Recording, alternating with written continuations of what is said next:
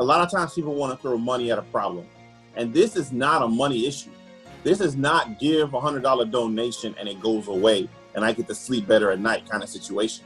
This is a situation in which you're going to have to actually make some action steps, in which I'm going to make a step to make it better. When I see something, I'm going to say something.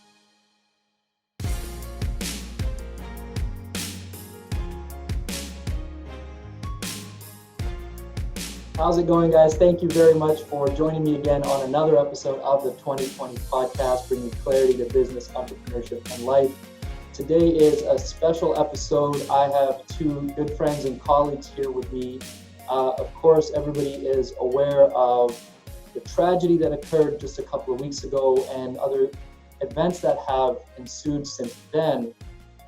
But we are all also aware that this is not a one-time thing or a new occurrence. So I want to spend this time to chat with my friends, Dr. Darryl Glover and Dr. Ramsey, both business owners, both optometrists, and founders of the Black Eyecare Perspective. So thank you guys both for joining me on the call today. Thank you for having us. So as I already kind of alluded to, and in my conversations with my friends over the last little while, it's very evident, it's very obvious that this is not a new occurrence. People of color have experienced these types of events in some shape or form throughout their whole lives. And I want to go backwards in time, kind of starting with the present, and then go back and have you guys share some more information as we go backwards. But at this time, over the last couple of weeks, can you share some of your feelings, what you've been experiencing, some of the conversations that you've been having? It's been the same, because what we've experienced right now, this current time, is what I've experienced my entire life. So this is nothing that's new. Right now, we're just in a time where we just had COVID-19 just run through the entire world. And it's put a lot of people at rest at home and a lot of people not working. So what do people have? Time on their hands. And they now have time to actually process the things that have been happening in the Black community for who knows how long. So for me, it hasn't changed anything at all during this time for me. It's been the same. It's just another person that's Black that has been murdered for no reason. So that's basically what I've been going through, is just moving on with my day-to-day basis, but also trying to educate people about the company and the mission that Dr. Ramsey and I started with Black Eyecare Perspective. Black Eyecare Perspective didn't just come to birth after we just saw this tragedy with George Floyd. This is something that we've been preaching for the last 2 years. We wanted to come together as eye care professionals and make a difference in our community to really educate folks about what's going on in the healthcare system when it comes to Black eye care professionals. So, long answer, but basic thing is nothing has really changed. This is the day-to-day activities or life that us as Black people actually experience. Dr. Ramsey, what are your thoughts? When I watched that George Floyd video, I watched a modern day lynching.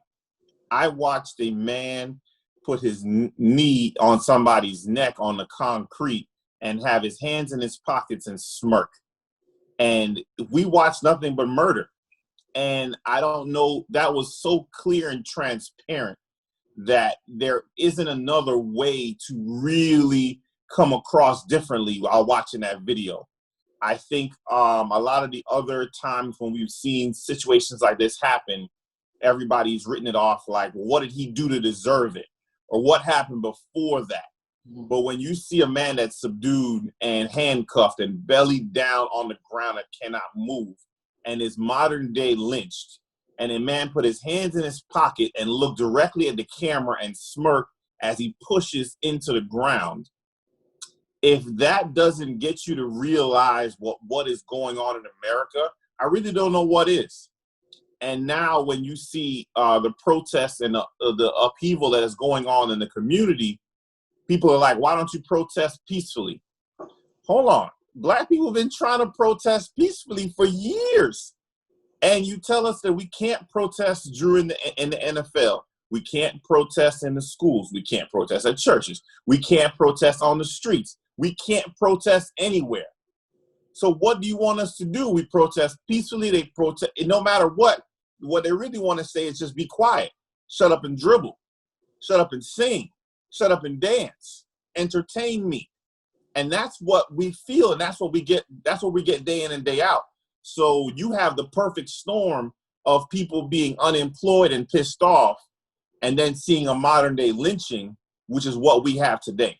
And we are witnessing it today. And you know what? I am sad for my brother Floyd passing away. But if his death can be the turning point for how America and the world sees how Black people are treated around the globe, then his death will not be in vain. And there's been numerous people that have died previously, and for us, they've died in vain because nobody has been held accountable. And what most Black people are upset about is that if the roles were reversed, that man would have been in jail immediately. You know, there have been numerous instances where Black police officers have actually killed white people. None of them have gotten off. All those Black police officers have been convicted and went to jail. So what right now, Black America is not necessarily, we celebrate that they've been arrested, but we can't really stop protesting because most of the people that get arrested get off. So the arrest does nothing because when they turn themselves in, they already have figured out the bail. They're in and out in 2-3 hours. So it's not like they're in there and they take the picture, you know, bada bing, bada boom, they stand in front and they're out the door.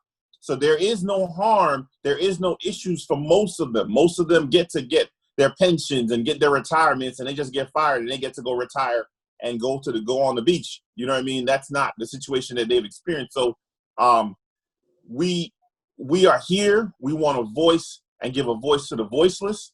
But we're going to continue to push forward, and we're going to continue to be that voice in the community until everybody understands what we've been talking about for years, and we can come to some sort of agreement on, hey, that's wrong, this is right, and we need to move forward. So, I mean, as you can tell what Adam just said, like, so nothing has really changed. You know, what we need to see are convictions. We need to see more action. You know, it's cool for everyone to come on and, you know, create awareness, you know, Blackout Tuesday and shop all Black, this, that, and the third. But we need to see action. We need to see more diversity. We need to see more inclusion. We need to see less biases taking place that's in the Black community that plagues us in different businesses.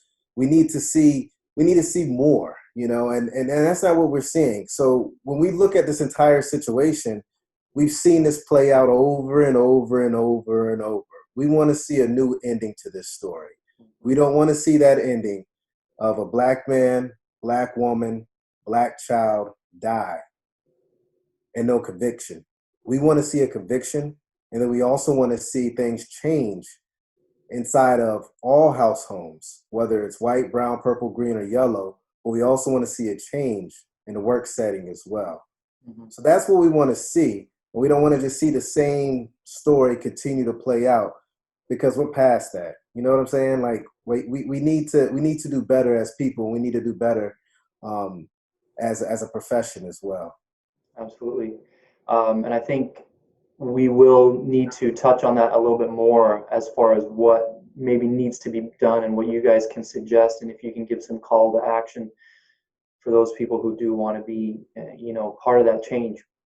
You mentioned a few times, and we know this already, that this is not the first time. There's been many unfortunate deaths, unnecessary deaths, and then no convictions following. Does this feel different in any way to you guys, and from conversations that you've had with friends and family, you know, within the community? Does it feel any different? I don't think it feels different for us as Black people in America. I think it feels different to the non-Black people, because this is the first time I have seen police officers kneel. This is the first time I have seen police officers come out and say that was wrong. Most times that blue brotherhood sticks together no matter what. They are just quiet. You know, they don't snitch on each other, yet they ask the community to always snitch. You know, they usually stick very tightly together. But that was so clearly wrong that even they had to come out and say, I can't even stick up for the guy, you know? So I see the perception and the realization of what is happening here seems to be different. But for us, we've seen numerous times, Trayvon Martin, Sandra Bland, all those to us were wrong. All that to us was clear cut and black and white to say that was wrong. He should go to jail. She should go, whatever. But this is the first time I have seen non-minorities, non-black people say, I'm on your side on this one. I can't even, the people that usually try to stay out of it say, you know what, I'm going to just stay out of it. It's not my thing. It's not my problem. Those people now are sticking up and saying, even though it's not my problem, that was so wrong that I'm going to stand with you because we can't let that happen anymore, which is a difference here. So I'm not going to be the negative Nancy and say and wish that this is not going to be different. I'm going to say that this is a turning point and this is going to be the change that we've all waited for, and that in the future we're gonna see some progress and we're gonna see some change. But we're gonna keep our foot down to the pedal until we get to the end goal. Because if you get to the end and they can convict it, and then he just loses his job and gets 40 hours of probation, then that's not necessarily what we're talking about by being held accountable. Because this instance that happened, there was one man with his knee there, but there were 3 other police officers that could have said something. There were people screaming in the background saying, hey, you're killing him. You're killing him. This man stood up there and cried out for his mother that was already dead. So he knew where he was going. The second he said, Mama, he's crying out for somebody that's dead. So he's not looking for a person on the sidelines. He is saying, Mom, I'm coming to see you. We knew he was dying. He knew he was dying in that moment. And we want to see the people around them say, okay, even if you would never have done that, you stood by and allowed somebody else. And until people in power and authority realize that you cannot stand by and your silence is saying something, your silence is going along with it. You can no longer say that I didn't do it. I didn't say that. I didn't commit that crime and think that's okay. If you were involved, if you were around, if you didn't say something, you are, to us, agreeing with them. I appreciate that. And I think that's an important thing to know, because you're absolutely right that a lot of people are talking about how it's very different this time, and it's important to know that within the community, it doesn't feel all that different because it's the nth time that this has happened now. So going back in time a little bit now, you guys just shared some video yourselves and a bunch of 8 or 10 different other doctors video about your personal experiences over the years, and I thought that was powerful. I thought it was amazing, and I encourage anybody who is able to please go watch it, whether it's on YouTube or Instagram or wherever. It was eye-opening for me to hear, because to me it's like, you guys are my friends. I talk to you guys pretty regularly. I talk to other friends, in the Black community regularly, but you don't see that. Like, I just talk to them as a normal person, but you don't realize that at the same time that person is compartmentalizing these previous events throughout their lifetime. So I was wondering if you guys would be able to share some of those with me here, with our audience here, to hopefully help them kind of get a bit of a grasp on what kind of things you've dealt with throughout your lives, and others have as well. I mean, sure. I mean, as you mentioned, we put together that video because we wanted people to understand that just because we're a doctor does not mean we're exempt from the things that have taken place that you've seen online or on TV. Being a Black man in America, my entire life, I have dealt and faced racism. And at an early age, my father had to have that conversation with me about racism. He had to sit down with me and tell me what it was about. He had to sit down and tell me, be on the lookout for this, understand that, realize that, you don't unfortunately have the same playing field as other people out there in the world. So you're going to have to work 10 times harder. You know, when you go to work, you got to make sure you look well presented, top to bottom. You know, when you go to work, you got to work 10 times harder than that person next to you. And so with that video, you know, what we really wanted to show was our personal stories, our personal experiences. And for me, even up until maybe 6 months ago, I've been called out of my name, from the N-word to Blackie to boy to you piece of, you know, whatever you want to call it. Whatever you can think of, I've been called. And, you know, it's not because I'm doing something wrong. It's just because we do live in a world that is full of racism, unfortunately. You know, I've had times where I've been in a clinic and patients have seen my name on the door and they've seen my credentials and they've seen my reviews and they've come in and they're like, oh, is that the doctor? That black guy, is he the doctor? Oh, I don't want to see him. I want to see a white doctor. Is there someone else that I can see? And, you know, do I sit here and shed a tear? No, because again, going back to the top of this question, you know, my father prepared me for that because I knew what I was getting into coming into this life. So, you know, that's an example there. I'll give you an example that just happened last week, which really hurt me. I'm in a new community, tons of building construction going around me, right? I'm out here helping one of my best friends take some boxes to the car. Right across the street from me, there's new construction. This guy, Caucasian guy, walks into that construction with his dog. I can't do that. I can't do that at all because the last black guy that did that got killed. He got hunted.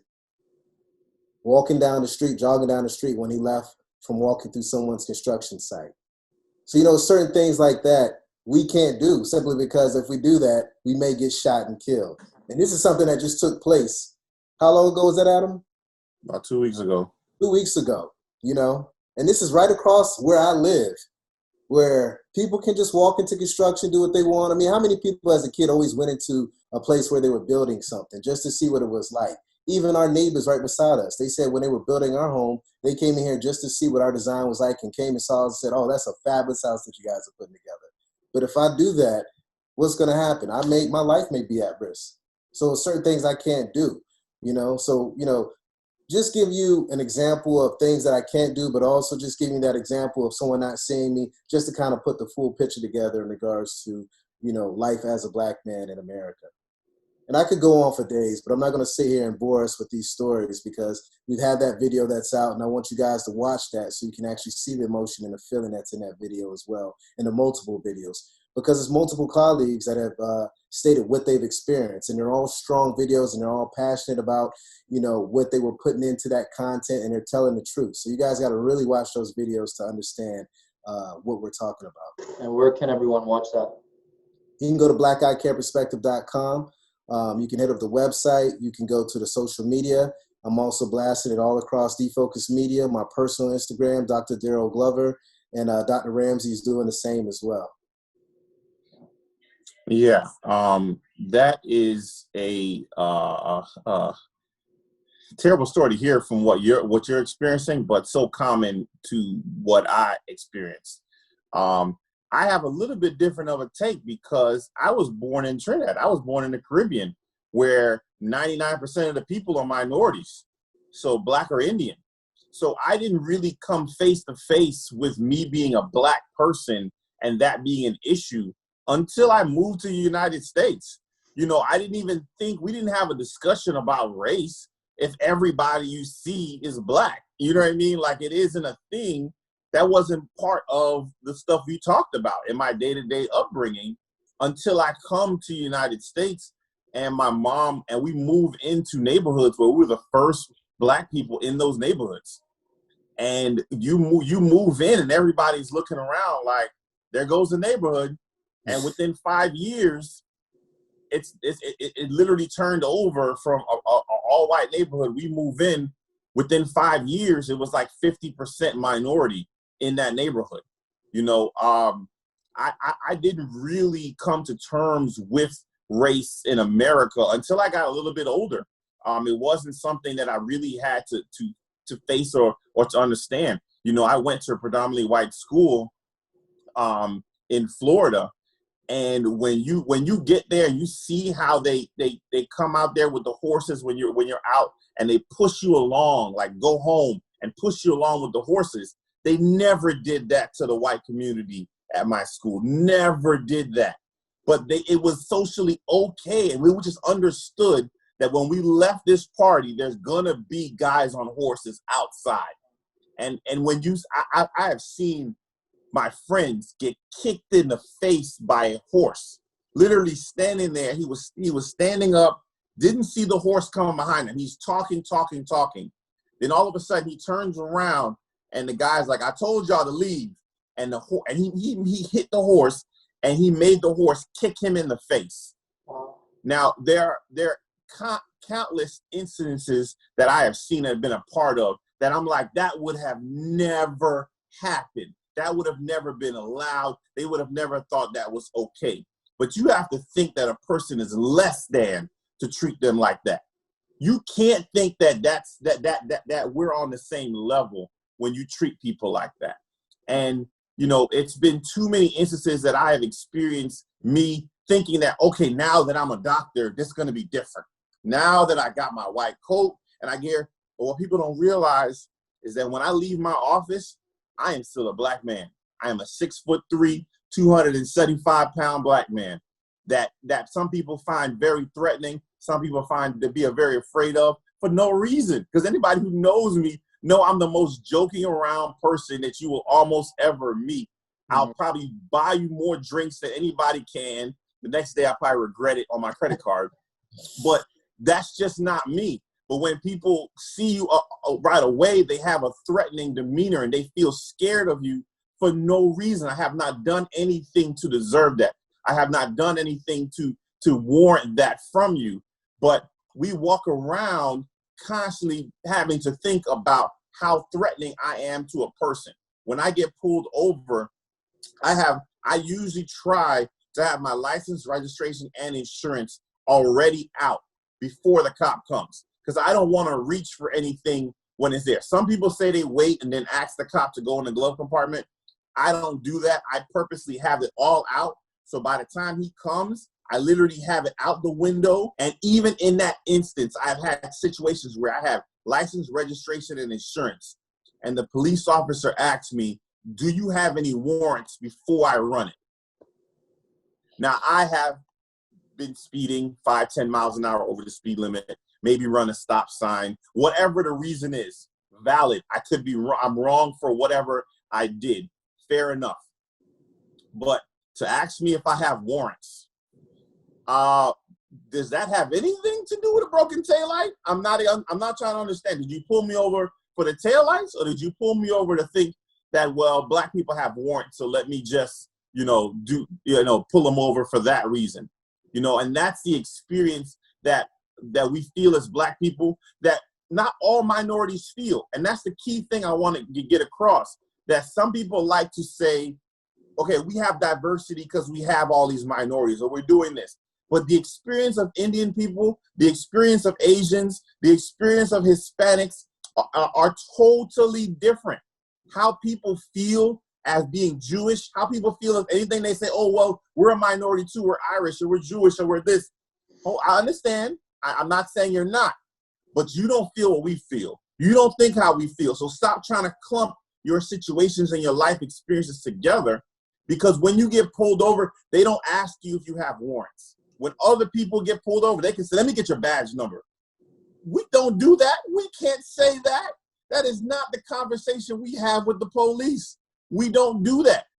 And to give you a thought, I looked the other day and I saw that George Zimmerman got arrested in Atlanta for a DUI.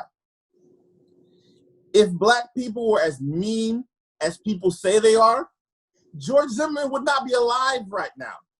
The fact that he is alive to do DUIs should let you know how peaceful and black people are. Listen, we're not going over there. We're not even doing that. That's just not how we operate. That's just not it. And we just need more people to understand that, hey, that's not us. That's not how it is. But please understand our situation. Please try to get to understand our situation and help us actually fix it. Help us say, you know what, enough is enough. Because until the people in power Until the majority decides to make a change, the minority really can't. The minority can't make a change to what the majority does not decide to do. You have to be in power to give a voice to the voiceless. The voiceless cannot make their own voice. Only the people in power can determine and say, you know what? We're going to change laws and rules. Because if you are in charge of all the laws and rules, unless you decide to be different, we have nowhere to go. We have nothing that we can do. And what we're speaking up for and what we're doing today is trying to say, you know what? We're here and we want to be that voice for the eye care community. That's fantastic, man. Thank you. I wanted to switch the conversation a little bit to Black Eyecare Perspective and what the mission is and what you guys are hoping to accomplish with the group, with the organization. Yeah, well, I just want to give my personal opinion about, how this came about. I mean, of course, it was Adam and I coming to the table and wanted to make an impact in regards to the eye care industry because we saw that there was some things that needed to be changed. So with Black Eyecare Perspective, I really like the concept of what Adam Ramsey and I came up with in regards to just creating authentic dialogue. We really want to create authentic dialogue about implicit bias. We want to, talk about organizational structure. We want to talk about diversity and exclusion that's taken place. And in regards to treating this, we have a three-pronged approach. I mean, we want to, number one, we want to increase the number of leaders of Blacks addressing the biases in the eye care industry. Number two, we want to help eye care professionals and companies stay effective and really relevant in a forever changing landscape and help them align their values based on equity and inclusion in a forever changing landscape in eye care. And then lastly, we want to make sure that we really facilitate better dialogue between non-minority eye care professionals and minorities in certain demographics. I mean, there's a lot of people that practice down south in, Alabama, where a lot of their population of patients are Black, but those doctors don't know how to communicate. They don't know what systemic conditions to look for. They don't have the products in their offices. And we want to be able to educate and coach them in regards to how to truly educate and treat that patient. So that last part is very, very important because at the end of the day, Adam and I just want to make sure that we are making the healthcare place better and we also making the eye care industry better. And in order to do that, we have to have better diversity. We have to do away with biases, and we definitely have to have better leadership, or more leadership, I should say, in regards to seeing Blacks in some of those seats. I mean, there's a statistic out that showed if you actually have more diversity, you can increase your profit or something to that nature by 33%. So there's research out there showing that you can increase your bottom line or have better success if you actually have more diversity in the workplace and more diversity in a corporate setting as well. That's awesome, man. And so you said that started 2 years ago. Mm-hmm. Is that roughly when you guys got together? Yeah. Yes. And where is that coming now? And other doctors are involved with this, and what does that look like right now as far as the growth of Black Eyecare Perspective? So we have about 150 African-American doctors all around the globe. So we have doctors in Africa, from Europe, from the Caribbean, Wow. Canada, and the U.S. Mainly in the U.S., but we do have doctors all around. We have ophthalmologists, we have opticians, we have industry executives in the C-suites also in our group as well. So we're trying to have a well-rounded group to give the Black eye care perspective. And I think the name says it all. If you just slow down and look at the name, we're trying to give what is Black people's perspective on eye care. That's it. And we're coming out and saying, hey, we're Black, we do eye care, and this is how we see the world, and this is how the world sees us. And how can we change and make that better? How can I make it better for my patients? And how can I make the day-to-day life of the doctors and the staff also better when people really understand what's going on and we talk to one another and with one another and not at one another? And I think the hard part when any of these situations are coming about is that people do a lot of talking at and not enough listening. Not enough saying, you know what, I don't understand what's going on, but I want to listen. A lot of people come into it and say, I know, and I've been through this, and they start with that before they've even asked or tried to find out what's going on in our situations. So the group is there. We've been growing steadily, and we have a great group of docs that love patients, love patient care.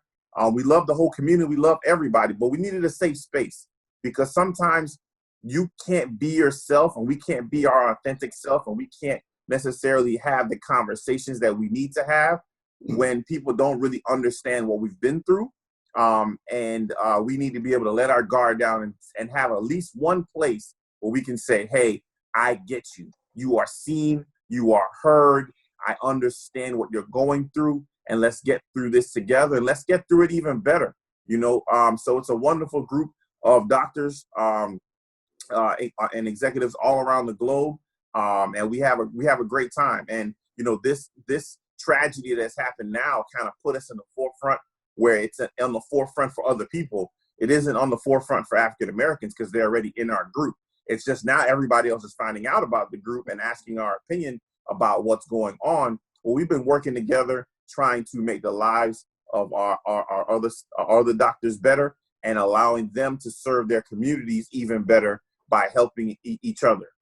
Yeah, I mean, even with our website, if you go there, you'll see, even from last year, we've had webinars where we discuss glaucoma, webinars where we discuss, ocular aesthetics, things that, that's very big in the Black community. So again, going back to those doctors that may be not a minority doctor, they're able to go to these webinars, listen to these webinars, and pick up some tips that can actually help them communicate better with those patients of color in their practice as well. So yes, we have that, place where we talk amongst ourselves, but there's information out there to help the entire eye care industry. And we welcome everyone, because we want everyone to be on the same page. Mm-hmm. At the end of the day, we don't care what color you are. We don't care who you are. We want to make sure that every person gets eye care in the world. And we want to make sure that they get the best eye care in the world. And the only way they're going to be able to do that is if we actually all accept that there needs to be some diversity there, and that Black Eyecare Perspective is helping you, giving you the tools to at least be able to communicate with the Black demographic and sell product to the Black demographic that's going to help them, which will ultimately help your bottom line and increase your profit and keep patients held to your practice. Increasing bottom line, I think that should get any business owners, pique any business owner's interest, right? Yeah. So that's amazing, and it's amazing how much you guys have grown in such a short period of time, and the amount of good content and information that you've already compiled. I wanted to move on to what next. So what do we do as a whole?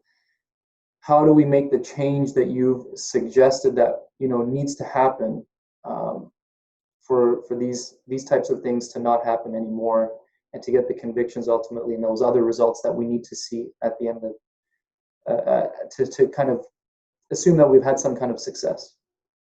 I think you need action. I think number one, and I'll let Adam handle this conversation, because I know he's very passionate about getting into what needs to be done. But I'm gonna give my 2 cents before he jumps into it. I think people just need to speak up. You can no longer sit on the sideline. You have to get out on the court, and you actually have to play. You have to show some action. You cannot just sit there and be a bystander. As Adam had mentioned earlier, if you're sitting there and you're watching and you're not saying anything, you're just as bad as the person that's doing the guilty crime or doing something that's biased or increasing the lack of diversity that's out there. So for me, it's more of action, speaking up, doing what's right, and trying to learn more than anything. And you can do that by stepping out into the Black community, shaking hands, kissing babies, learning more about the culture. Treat us just like you treat yourself and your family and your ethnicity and everything else, because we accept everyone. We welcome everyone into our practice with open arms. Again, we don't care what color you are. We just want you to be more proactive and more aggressive when it comes to accepting the Black community and the Black culture. And I want to tie this in a little bit more directly just to eye care, because this tragedy happened was not necessarily related to eye care, right? This is not an eye care issue.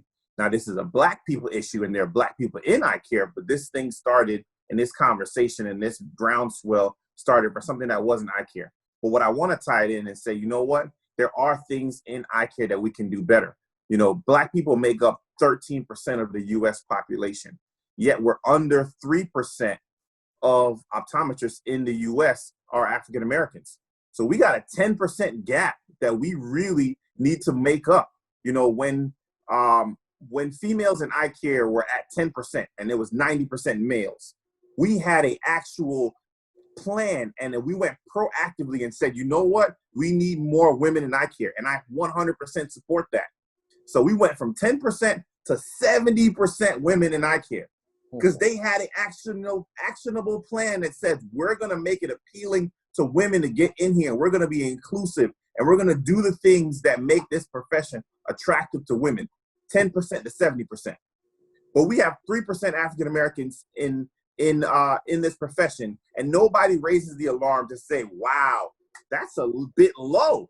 And if we decide to say, you know what, let's have a plan, they say, whoa, we don't need a plan for that. Let's just let it happen as it should. No. There's a reason here. There are systemic reasons that minorities and African Americans are not in this profession. A lot of African Americans, if they don't even get to see an eye doctor until they're in college, they've never even experienced the profession. They never thought about it. They were not exposed to it. It's too late. You know, by the time you get there, if you have not started taking those science courses, you can't catch up. You can't get in. You can't apply. You know, so we want to see that there's going to be a specific plan of how we're going to reach. We want ASCO to reach out to us and say, how can we help? How can we get more diversity in these optometry schools? And let's have an actionable plan to get it there. You know, with that same 13% number, because I'm just going to stick to that 13%. So we're going to put that 13 on our website, Darryl. But with that same 13%, I want to see 13% of the sales force that come into my office doing that. You know, I have salespeople coming into my office to sell me products that are supposed to be designed for African Americans, yet there's no African American leadership at the companies that's selling it. That makes no sense. You know, I have a lot of times they come in and say, we want to get some cool. We want to do something like hip hop. We want to do something like this. But none of the people that are making the decisions are minorities. None of the people that are making decisions are African Americans. And that has to change. You know what I mean? We want to be able to see the executive teams and the leadership and the CEOs and the board executives of these companies. And then they give opportunities to African Americans to get in on those seats. And they can realize that their company is going to be better off when you have those people at the table. So we want to see more diversity in the students. We want to see more diversity in the marketing dollars. 13% of your marketing dollars to the Black community. And you know what? That's going to be a better company that you're going to have at the end when you realize that this part of the American culture that's being left out and been ignored before needs to get the attention. So we want to see marketing dollars. We want to see more diversity in the executives. We want to see more diversity in the Speakers Bureau. When I go to some of these companies and they ask us to speak or be on the podcast or do a webinar, and I say, okay, well, bring me an African American that you guys have and have them interview me. And they go back to their executive and say, out of the 1,000 people we have, we don't have a single one, Dr. Ramsey.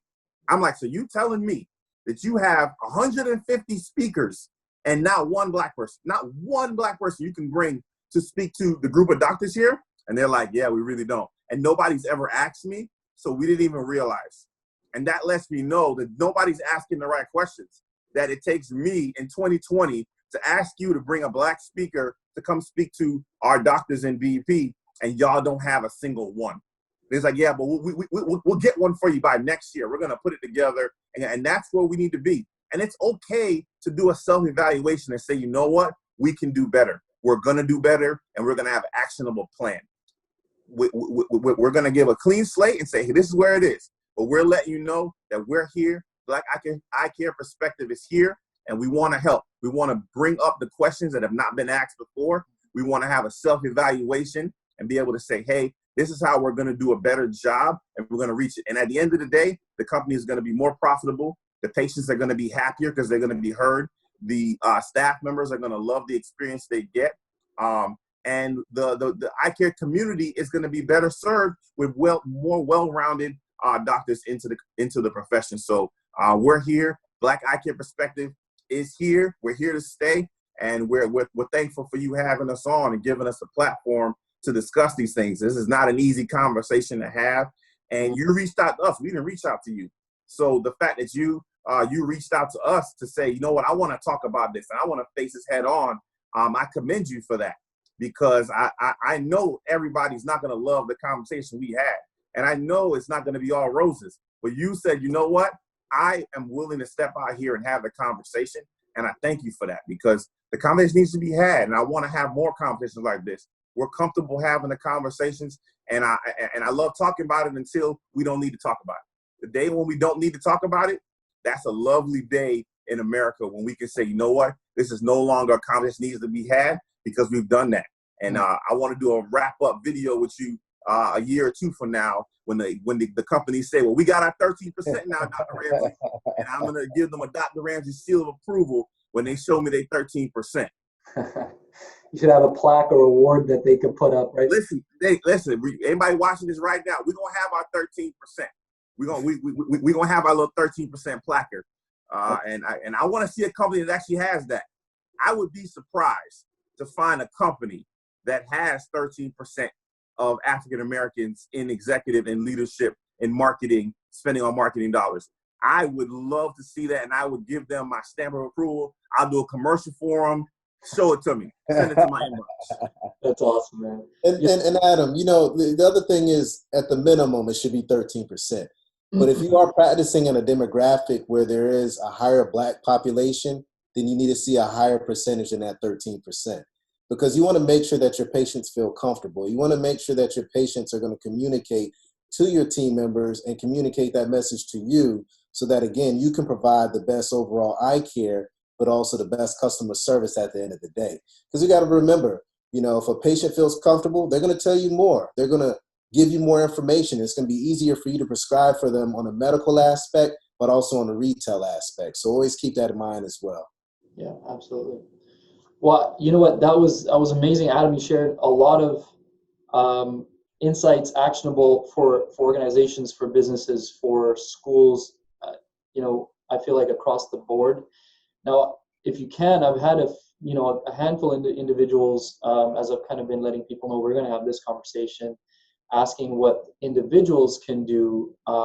And is there any suggestions that you can give at this time, any calls to action for any individuals who want to, again, help make things better and eventually reach that point where we don't have to have this conversation anymore? Me? I can answer that. Yes. I don't mind answering, so I don't mind talking. I think sometimes when these situations happen, a lot of times people want to throw money at a problem. And this is not a money issue. This is not give $100 donation and it goes away and I get to sleep better at night kind of situation. This is a situation in which you're going to have to actually make some action steps, in which I'm going to make a step to make it better. When I see something, I'm going to say something. You know, a lot of times I can go into a room and be the only African American in that room. And when I walk in, you could hear a pin drop, because the room and the atmosphere changes. And sometimes the conversations that are having in that room shouldn't be had. And I think a lot of times we can be at the water cooler, we can be at the bar, and the conversations should not be in that direction. And I think that's when you got to speak up, because we started this conversation talking about the George Floyd incident. There's the guy with his knee on him, and there's other three guys standing there. And sometimes all you have to do is stand up and say, that's not right, that's not cool, that's not acceptable of a conversation, that joke is not funny. You know, when you see somebody post something on social media, don't just slide over it because it's uncomfortable. Be the person that stands up and say, hey, man, that's not cool, man. That's not funny. Nobody thinks that's funny, man. You think that's funny. Nobody else does. And I think that speaks more volumes when you can stand up and be the uncomfortable one to say, you know what? That's not cool. I'm going to stand up to that conversation. I'm going to stand up to that joke that you think is so funny. I'm going to be a voice to the voiceless. And then when you're in a room making the request and talking to people and then having the conversation, you know what I mean? Next time you see me at a conference, let's just sit down and talk about life. Let's just sit down and talk about, I learn from everybody. You know, I'll learn from you, and we'll sit down and have a conversation about how you grew up and what's going on, because God gave us 2 ears and 1 mouth for a reason. And we need to do more listening and less talking. So I want to learn from you, and you can learn from me. And we just need to sit down and have peaceful, calm, civil discussions about what's going on and what my experience is, because I don't know the Canadian experience. But my perspective and Darryl's perspective is not the same either. So don't think you can have one conversation with a Black person and think you now know the totality of the Black experience in America. No, just the same way I don't have one conversation with a white person and think that I have the whole experience of what it is to be white in America. I don't. So it's just about sitting down, having the conversations, and then being the voice in those rooms, so that when people make off the cuff remarks and say things that should not be said and make jokes that should not be made joke and light of, that you stand up and you're that voice, and that you say enough is enough. I'm going to stand up in the gap, and I'm going to stand there for somebody else. I think that's what really needs to happen. If you want to donate, there's a lot of places that you can donate funds to people that are being arrested and the protesters and all that stuff. That is a great use of money and time and funds.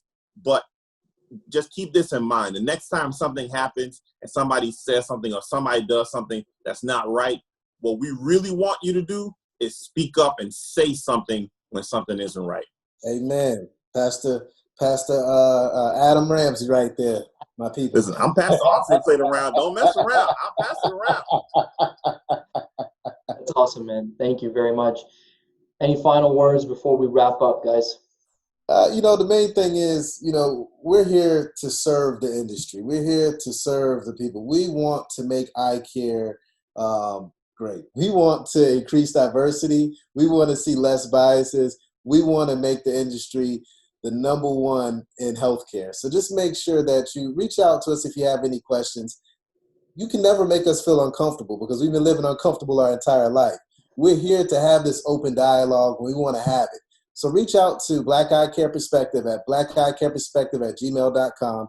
Hit us up on social media, Black Eyecare Perspective. That's at Instagram, Facebook, Twitter, you name it. We're on all these platforms. And just ask the question. We'll contact you. We'll have that conversation. We can set up some type of consult, and we can change the game for you in your practice. But as Dr. Adam Ramsey mentioned, have that open dialogue, speak up for others, and let's just do the damn thing. All right? That's what it comes down to. Just do it. Adam. Yeah, Darryl has said enough for both of us, man. Reach out to us. We're also on LinkedIn. Darryl is king of LinkedIn. I'm always trying to play catch up with him. But yeah, reach out. Let's have a conversation. I think all eye care can be served by having more voices and more people at the table. And when the table looks diverse and the table looks different, you're going to be able to affect and change, and you're going to be able to reach so much more people, because now you're going to have different perspectives on how to grow this profession. Instead of just trying to change the slice of the pie, let's try and make the pie bigger. And too often I see companies just trying to steal market share. So I have 12%, so now I want 15%. Well, if the pie was bigger, your 12% would be more. So let's stop trying to just steal market share, and let's start trying to grow the pie. And the pie will only be grown when people at the table sit down and say, how can we change it? How can we grow? How can we make it better? How can we make it bigger? And let's have some different train of thought. Let's have some different ideas. Let's get creative. Let's get crazy. Let's get radical. You know what I mean? Let's try and change it in a different way. And me and Darryl, definitely, anybody listen to this know, we sound different than almost 99% of the people on the speaking circuit. So we are going to be different. We're going to bring some different ideas to the table, and we're excited. And once again, like I said, thank you for letting us, giving us a platform, giving us the audience that you have to have the conversation. And hopefully the next time we're doing this conversation, we're doing it with a cigar and a scotch, because that's what I really need today after this is all over, to tell you the truth. Fair enough, man. Fair enough. All right. Well, thank you guys again for taking the time to do this. I appreciate you guys sharing all your insights. It's helped me learn, and I hope it helps everybody else who's listening and watching learn a little bit more, get a bit more of an understanding, and seeing where they can take their first steps to kind of impact and make some change. So thank you guys. And thank you everybody who is listening and watching. I appreciate you all tuning in as always. And I always ask at the beginning or the end of one of my podcasts, I always ask to share it, take a screenshot, post it up on your Instagram story or wherever. This is one that needs to be shared more than any other podcast that I've ever made. because we all need to get together. We need to be unified, and we need to spread the word, and we need to get some action out there. And so I hope you guys found a lot of value here, and hope you feel that it's worth sharing with your friends and family. So thank you so much. Thank you again, Dr. Glover and Dr. Ramsey. I appreciate you guys both. I look forward to talking to you all soon. Awesome.